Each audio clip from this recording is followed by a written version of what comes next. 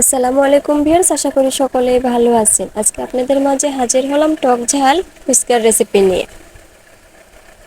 এখানে ফুচকার জন্য আমি আলু এবং ডিম সিদ্ধ করে নিচ্ছি। আলু সিদ্ধ হয়ে গেলে এখন আমি চুলায় প্যান বসিয়ে দিয়ে দিচ্ছি পর্যাপ্ত পরিমাণ সয়াবিনের তেল। দিয়ে ফুচকা আমি এখন ভেজে নেব। ফুচকা ভাজা হয়ে গেলে সেম একই তেলে ভেজে নেব শুকনা মরিচ। এখন আমি তেঁতুলের টক বানিয়ে নেব। এখানে তেঁতুল পানিতে ভিজিয়ে আমি কাঠ বের করে নিয়েছি। দিয়ে দিলাম স্বাদমতো লবণ এবং হাফ চামচ চিনি এবং দিয়ে দিয়েছি কিছুটা চিলি ফ্লেক্স। দিয়ে ভালোভাবে কাঁটা চামচের সাহায্যে মিশিয়ে নেব। টক রেডি। এখন ভর্তা বানিয়ে নেব।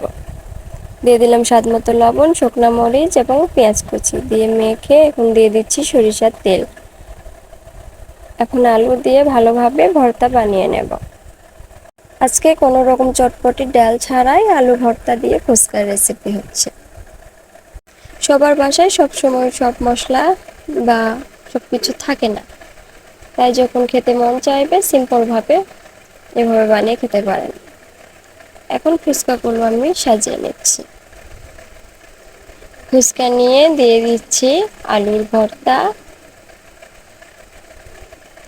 তারপর দিয়ে দিচ্ছি একটু টক, তারপর দিয়ে দিচ্ছি শসা এবং কিছুটা কাঁচামরিচ কুচি দিয়ে আবারও টক দিয়ে দিচ্ছি ওপর দিয়ে।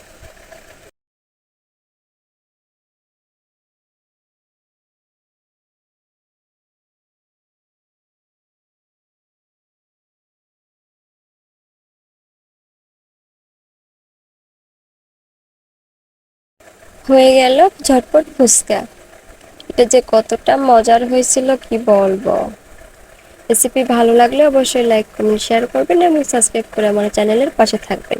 সামনে আবারও কোনো সহজ রেসিপি নিয়ে আপনাদের মাঝে হাজির হব ইনশাল্লাহ। সে পর্যন্ত সবাই সুস্থ থাকবেন, ভালো থাকবেন। আল্লাহ হাফেজ।